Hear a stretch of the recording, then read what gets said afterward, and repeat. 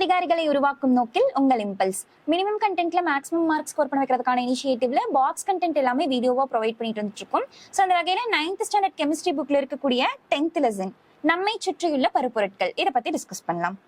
First box பாருங்க.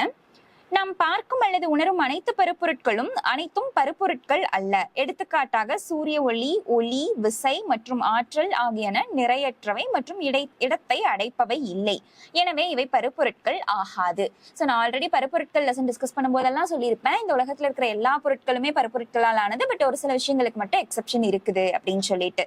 பார்க்கக்கூடிய ஒளி, கேட்கக்கூடிய ஒளி சவுண்டு, அதுக்கப்புறம் எலக்ட்ரிக் கரண்டா இருக்கட்டும், இல்ல வந்து ஹீட்டா இருக்கட்டும், இது எல்லாமே வந்து ஒரு வகை ஆற்றல், ஒன் கைண்ட் ஆஃப் எனர்ஜி அப்படின்னு சொல்லிட்டு சொல்லியிருப்பேன் இல்லைங்களா. ஸோ அதை தான் வந்து இங்க கொடுத்துருக்காங்க. என்னன்னா எந்த ஒரு பொருளா இருந்தாலும் சரி, ஒரு குறிப்பிட்ட இடத்தையோ அல்லது ஒரு குறிப்பிட்ட இடத்தை அடைச்சிக்கிறதாகவோ அல்லது நிறையுடையதாகவோ இருந்தால்தான் அது பருப்பொருளால் ஆனதா இருக்கும்.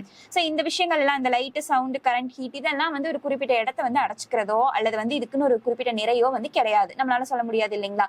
ஸோ இந்த விஷயங்கள் எல்லாம் பருப்பொருட்களால் ஆனது கிடையாது. அடுத்தது பாருங்க, பருப்பொருட்களை ரெண்டா பிரிச்சிருக்கிறாங்க, தூய்மையான பொருட்கள் மற்றும் தூய்மையற்ற பொருட்கள். தூய்மையான பொருட்களை ரெண்டா பிரிச்சிருக்கிறாங்க, தனிமங்கள் மற்றும் சேர்மங்கள்னு சொல்லிட்டு. ஸோ நம்ம தனிமம்னா என்ன, சேர்மம்னா என்னன்னு ஆல்ரெடி வந்து 6th ஸ்டாண்டர்ட்ல இருந்தே நம்ம டிஸ்கஸ் பண்ணிட்டு தான் வந்திருக்கோம். ஸோ ஆட்டம்ஸ், ஒரே டைப் ஆஃப் ஆட்டம்ஸ் ஒன்னா சேர்ந்துச்சுன்னா அதை வந்து தனிமம்னும், டிஃப்ரெண்ட் டைப் ஆஃப் ஆட்டம்ஸ் ஒன்னா சேர்ந்து ஒரு மாலிகூல்ஸ் ஃபார்ம் ஆச்சு அப்படின்னா அதை வந்து சேர்மங்கள் அப்படின்னு சொல்லுவோம் இல்லைங்களா. நீர்ல போய் கலக்கும் பொழுது நீர் வந்து நீர்வாழ் உயிரினங்களை பாதிக்குது. தனிமங்களுக்கு வந்து குறிப்பிட்டு நம்ம பாருங்க, நம்ம உடம்புக்கு தான் ஹைட்ரஜன், இது எல்லாமே எக்ஸாம்பிள்ஸ்.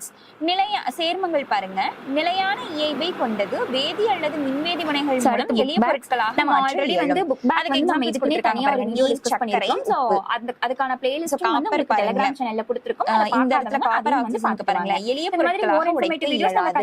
தனிமங்கள் இருந்து ஆல்ரெடி வந்து ஒரு சிம்பிள் ஃபார்ம்ல தான் இருக்கு. டெலிகிராம் சேனல் எளிய பொருளா உடைக்க முடியுமான்னு கேட்டா கண்டிப்பா முடியாது.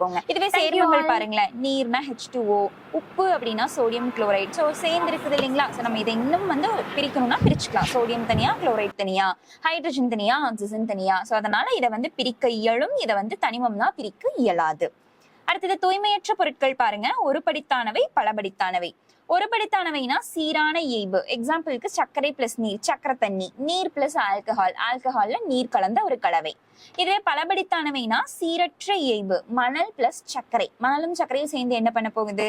அடுத்தது பாருங்க, நீர் பிளஸ் எண்ணெய். ஸோ இதெல்லாம் வந்து நம்ம ரெகுலரா யூஸ் பண்ற மாதிரியே இல்லை இல்லைங்களா. இந்த மாதிரி சீரற்ற இயைபுல இருக்கிறத தான் பலபடித்தானவை அப்படின்னு சொல்லிட்டு நம்ம சொல்லுவோம். அடுத்த பாக்ஸ் பாருங்க, நவீன ஆவர்த்தன அட்டவணையில் நமக்கு தெரிந்த இதுவரை உள்ள 118 தனிமங்களில் 92 தனிமங்கள் இயற்கையில் காணப்படுகின்றன. மற்ற 26 தனிமங்கள் செயற்கை முறையில் உருவாக்கப்பட்டவை. ஆனால் இத்தகைய 118 தனிமங்களில் இருந்து கோடிக்கணக்கான சேர்மங்கள் உருவாக்கப்பட்டுள்ளன. அவற்றில் சில இயற்கையானவை மற்றும் சில செயற்கையானவை. சோ என்ன சொல்லியிருக்காங்கன்னா, இதுவரைக்கும் கண்டுபிடிக்கப்பட்ட தனிமங்கள் மொத்தம் எத்தனை அப்படின்னு சொல்லி பார்த்தோம்னா 11 வந்து இருக்குதுன்னு சொல்லியிருக்காங்க. அதுல வந்து 92 வந்து இயற்கையாவே நமக்கு இருந்துச்சு, 22 வந்து தனிமங்களை செயற்கை முறையில உருவாக்குனாங்க அப்படின்னு சொல்லிட்டு கொடுத்துருக்காங்க. அடுத்தது பாருங்க, அணு அப்படின்னா வேதிவினையில் ஈடுபடும் ஒரு தனிமத்தின் மிகச்சிறிய துகள் தான் வந்து அணு. இது வந்து தனித்தோ சேர்ந்தோ காணப்படும். நம்ம இதுவும் வந்து அணுக்கட்டு எண் பத்தி டிஸ்கஸ் பண்ணும்போது பார்த்திருந்தோம் இல்லைங்களா. இப்போ ஆக்சிஜன்லாம் வந்து ஏன் O2 H2 இப்படி எல்லாம் போடுறோம்னா, ஸோ இந்த ஆக்சிஜன்லாம் வந்து ஃப்ரீ ஸ்டேட்ல கிடைக்காது. கிடைச்சாவே வந்து நேச்சுரலாவே கிடைக்கும் போதே 2 ஆக்சிஜன் சேர்ந்து அப்படிதான் வந்து நமக்கு கிடைக்கும். ஸோ அதனாலதான் வந்து O2ன்னு போடுறோம் இல்லைங்களா. அதான் வந்து இங்க கொடுத்துருக்காங்க. ஒரு சில அணுக்கள் தனிச்ச நிலையிலே கிடைக்கும், ஒரு சிலது சேர்ந்த நிலையில் காணப்படும் அப்படின்னு சொல்லிட்டு. அடுத்தது பாருங்க, மூலக்கூறு. ஒரு தனிமம் அல்லது ஒரு சேர்மத்தின் மிகச்சிறிய துகள் மூலக்கூறாகும். இது தனித்து காணப்படும். இது பொருட்களின் இயற்பியல் மற்றும் வேதியியல் பண்புகளை தன்னகத்தே கொண்டுள்ளது. சோ ஒரு பொருளோட இயற்பியல் பண்பு, வேதியியல் பண்பு பத்தி நம்ம தெரிஞ்சுக்கணும்னா அந்த மூலக்கூறை வந்து அந்த மூலக்கூறை வச்சு நம்ம சொல்லிடலாம். சோ அதனாலதான் தன்னகத்தே கொண்டுள்ளதுன்னு சொல்லியிருக்கிறாங்க. சோ தனிமம் அல்லது ஒரு சேர்மத்தின் மிகச்சிறிய துகள் மூலக்கூறு ஆகும். ஏன்னா ஒரு தனிமத்தோட மிகச்சிறிய துகள் அணு, இதுவே வந்து ஒரு தனிமம் அல்லது சேர்மத்துடைய மிகச்சிறிய துகள் எது அப்படின்னு சொல்லிட்டு நம்ம கேட்டோம்னா மூலக்கூறு அப்படின்னு சொல்லலாம். எக்ஸாம்பிள் பாருங்க, H2வும் H2Oவும் கொடுத்திருக்காங்க. H2 2 ஹைட்ரஜன் சேர்ந்து ஒரு மூலக்கூறு உருவாகி இருக்கு இல்லைங்களா? அப்போ இது என்னது? தனிமம். H2O 2 வெவ்வேறு அணுக்கள் சேர்ந்து ஒரு மூலக்கூறு உருவாகி இருக்குது இல்லைங்களா? இது ஒரே அணு. சோ இது தனிமம். இது 2 வெவ்வேறு அணுக்கள் சேர்ந்து ஒரு மூலக்கூறு உருவாகி இருக்கு. அதனால இதை வந்து சேர்மம்னு சொல்லுவோம்.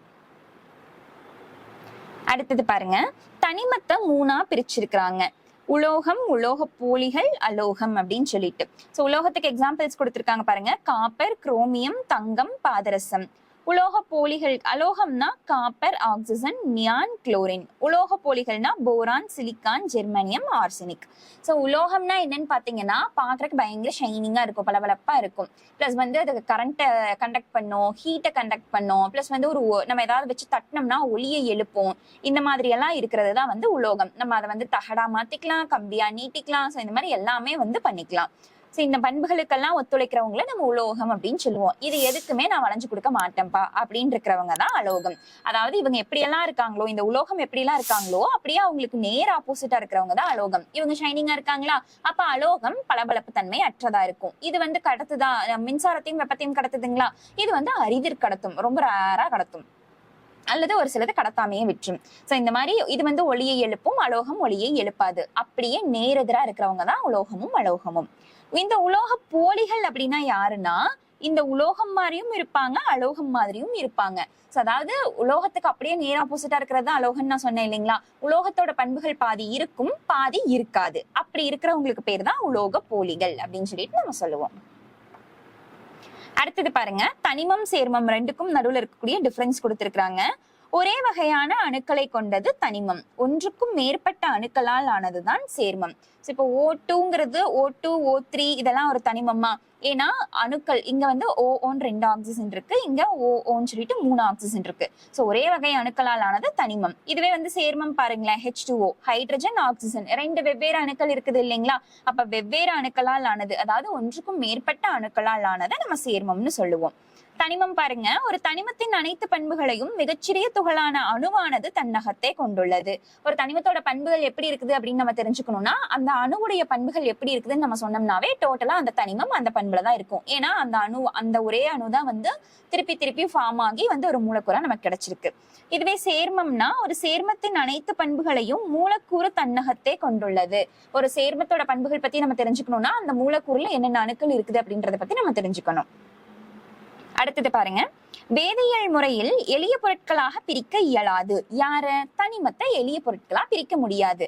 ஆனால் வேதியியல் முறையில் தனிமங்களாக பிரிக்க இயலும். யார? சேர்மங்களை. ஏன்னா தனிமங்கள் ஒன்னா சேர்ந்து அணுக்கள், வெவ்வேறு அணுக்கள் வந்து ஒன்னா சேர்ந்து உருவாகிறது தான் நம்ம என்னன்னு சொல்லுவோம்? சேர்மம்னு சொல்லுவோம். சோ இப்ப இந்த H2 ரெண்டா பிரிச்சா H2ங்கிறது ஒரு தனிமங்களா? சோ ஆக்சிஜன் அப்படிங்கிறது ஒரு அணுங்களா? சோ அவ்வளவுதான். இத வந்து சேர்மங்களை நம்ம வந்து தனிமங்களாவோ அல்லது எளிய பொருட்களாகவோ வந்து உடைக்க இயலும். அடுத்த பாக்ஸ் பாருங்க, பாஸ்பரஸ், நைட்ரஜன் மற்றும் பொட்டாசியத்தின் சேர்மங்கள் உரம் தயாரிக்க பயன்படுகின்றன. சிலிக்கன் சேர்மங்கள் கணிப்பொறி துறையில் முக்கிய பங்கு வகிக்கின்றன. புளோரின் சேர்மங்கள் நம் பற்களை வலுப்படுத்த உதவும் பற்பசையில் பயன்படுத்தப்படுகின்றன. இந்த phosphorus, nitrogen, potassium, silicon, fluorine இந்த எல்லா ஆட்டம்ஸ் உடைய சேர்மங்கள், இந்த தனிமங்கள் எல்லாம் சேர்ந்து வந்து சேர்மங்கள் உருவாக்கும் இல்லைங்களா? அந்த சேர்மங்கள் ஒவ்வொன்றும் ஒவ்வொரு பயன்பாட்டுக்கு வந்து யூஸ் ஆகுது. ஸோ எக்ஸாம்பிளுக்கு தான் இந்த பாஸ்பரஸ், நைட்ரஜன், பொட்டாசியம் எல்லாம் வந்து உரம் தயாரிக்கிறக்கும், சிலிக்கன் கணிப்பொறி துறையிலையும், புளோரின் வந்து பற்பசைகள்லையும் வந்து பயன்படுது அப்படின்னு சொல்லியிருக்கிறாங்க. ஸோ இது வந்து ஒரு SSC கொஸ்டின்ல கூட கேட்டிருந்தாங்க. டூத் பேஸ்ட்ல வந்து அந்த டூத் டீகேவை ப்ரிவென்ட் பண்றதுக்காக என்ன மினரல் ஆட் பண்றாங்க அப்படின்னு சொல்லிட்டு. ஸோ அதுக்கான ஆன்சர் என்னன்னு பாத்தீங்கன்னா ஃப்ளூரைடு அப்படின்னு சொல்லிட்டு ஆப்ஷன்ல கொடுத்திருந்தாங்க. அடுத்தது பாருங்க, மேலும் தெரிந்து கொள்வோம். LPG திரவமாக்கப்பட்ட பெட்ரோலிய வாயு. இது மிக எளிதில் தீப்பற்றக்கூடிய ஹைட்ரோ கார்பன் வாயு ஆகும். புரோப்பேன் மற்றும் பியூட்டேன் வாயுக்களின் கலவையை கொண்டுள்ளது. அழுத்தத்திற்கு உட்படுத்தப்பட்டு திரவமாக்கப்படும். இது வெப்பப்படுத்தவும், உணவு சமைக்கவும், வாகன எரிபொருளாகவும் பயன்படுகிறது. ஸோ ஹைட்ரோ கார்பன் அப்படின்னா என்னன்னு பாத்தீங்கன்னா, ஹைட்ரஜனும் கார்பனும் மட்டும்தான் மாறி மாறி வந்து அதுல இருக்கும். வேற எந்த ஆட்டம்ஸுமே அதுல ஆட் ஆயிருக்க மாட்டாங்க. ஹைட்ரஜன், கார்பன் ரெண்டு மட்டுமே சேர்ந்து உருவானதை தான் வந்து ஹைட்ரோ கார்பன் அப்படின்னு சொல்லுவோம். ஸோ ஒரு LPGங்கிறது ஒரு ஹைட்ரோ கார்பன் வாயு. அந்த வாயுவை வந்து அழுத்தத்திற்கு உட்படுத்தும் பொழுது அந்த துகள்கள் வந்து ஒன்னோட ஒண்ணு நெருங்கி வரும் பொழுது அது வந்து திரவமாக்கப்படுது. அடுத்தது பாருங்க, ரத்தம் ஒரு கலவை, ஏனெனில் இதில் இரத்த தட்டுக்கள், சிவப்பு மற்றும் வெள்ளை இரத்த அணுக்கள் மற்றும் பிளாஸ்மா போன்ற பல்வேறு கூறுகள் கலந்துள்ளன. ரத்தத்துல நிறைய விஷயம் திருப்பி திருப்பி கலந்திருக்கிறதுனால அதை ஒரு தனிமம்னோ சேர்மம்னோ சொல்ல முடியாது. நிறைய ஐட்டம்ஸ் கலந்திருக்கிறதுனால அது ஒரு கலவை அப்படின்னு சொல்லியிருக்காங்க. அடுத்தது பாருங்க, ஒரு சில பொருள் கொடுத்துட்டு அதோட தோற்றம் எப்படி இருக்கும், காந்தத்துக்கிட்ட அதோட விளைவு எப்படி இருக்கும்னு சொல்லி கொடுத்திருக்காங்க. இரும்பு, தனிமமா இருக்கக்கூடிய இரும்பு அடர் சாம்பல் நிறத்துல இருக்கும். சோ அந்த தூள் காந்தத்தால ஈர்க்கப்படும். இதுவே சல்பர், சேர்மமா இருக்கக்கூடிய சல்பர் மஞ்சள் நிற தூளா இருக்கும் பொழுது காந்தத்தால ஈர்க்கப்பட முடியாது. இதுவே இரும்பு பிளஸ் சல்பர் ரெண்டும் சேர்ந்த கலவை கலங்கலான மஞ்சள் தூள் மாதிரி இருக்கும். அது இரும்பு மட்டும், அது ரெண்டும் கலந்துருக்குது இல்லைங்களா, இரும்பு சல்பர், அதுல இரும்பு மட்டும் காந்தத்தால ஈர்த்துக்கும். அடுத்தது இரும்பு சல்பைடு ரெண்டும் கலந்த சேர்மம். சோ அந்த சேர்மம் கருமை நிற திடப்பொருளா இருக்கும். இது காந்தத்தால டோட்டலா ஈர்க்கப்படாது.